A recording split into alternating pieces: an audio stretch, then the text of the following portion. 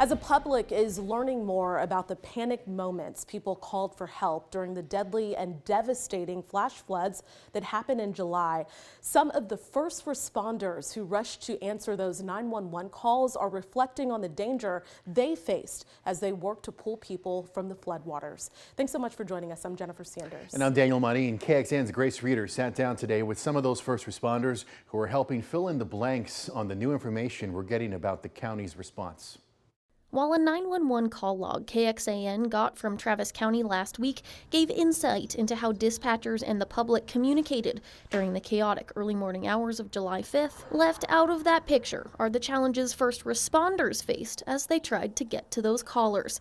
First responders like Travis County ESD Chief Donnie Norman and Lieutenant Jared Truer, who together responded to the first 911 water rescue call that night. Going into y'all's shifts, which I assume started July 4th, did you have any indication that this shift was going to be different than others? Looking at our area, our weather, and all the calls that we had, nothing was anticipated. In fact, we were getting ready to send additional resources to Kerrville. So going into your shift, safe to say that what happened in specifically the Sandy Creek area, you all were not anticipating? Absolutely, yeah. So Lago Vista still held their, 4th of July fireworks festival, that evening, and it was raining on us while we were there, but nothing significant. What was the first moment where you thought, this is a lot bigger than I anticipated? I pulled up to right before Treviso and right before Nameless Road, and 1431 was completely covered with water. I've never seen that ever. Probably when the low water crossings rose so quickly, or just the initial, response where we got the initial call for the water rescue that was on off of 1431 and the 21,000 block. So when I left got into my car and started responding to it, and then just realized how much rain was coming, and we got to that rescue, and then within a few minutes, again, we're between two low water crossings, and we were cut off from everybody else and had to make a decision on how we're even going to get out of here. And it was this new call waiting, new call waiting, new call waiting, and these were all water rescues that were coming in at different addresses. By 1 a.m., I think we all realized that this was going to be a big event. We are now 6 months removed from this.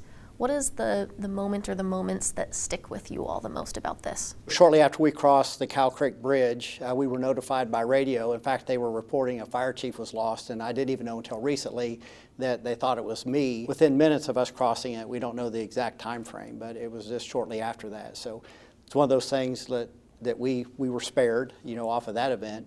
But then anytime as the fire chief or a responder to an area when you lose 10 of your residents, people that live there, that they entrust their lives to you, and there's nothing that you can do to save them, but just listening to the radio traffic, just a constant of this going on. So I think that it'll stick with us for the rest of our lives, just knowing that 2 or 3 hours of what the folks that were out in that area, the torture that they went through with all this weather. If, God forbid, something like this were to happen again, what resources did you not have that you wish you did that moving forward you would like to have?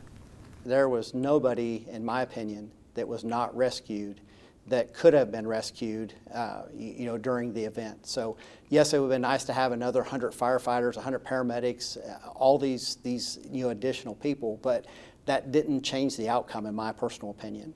But it wasn't just Travis County Emergency Service District firefighters responding. Surrounding agencies like Austin Travis County EMS also showed up. Enter Chief of Staff Wesley Hopkins, who was overseeing operations from the command center. That weekend will stick in my mind for the rest of my life because we had all of our folks deployed either in Kerr County or in Travis County and actively doing water rescues in what has been described as just horrific conditions.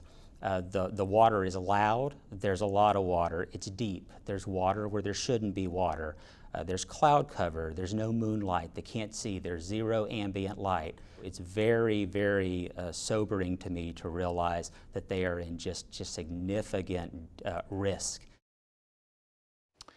And Grace told you last week that we requested Travis County's 911 call log in order to ask for specific flood calls that we think you should hear. We've now requested the audio recordings of roughly a dozen of those calls.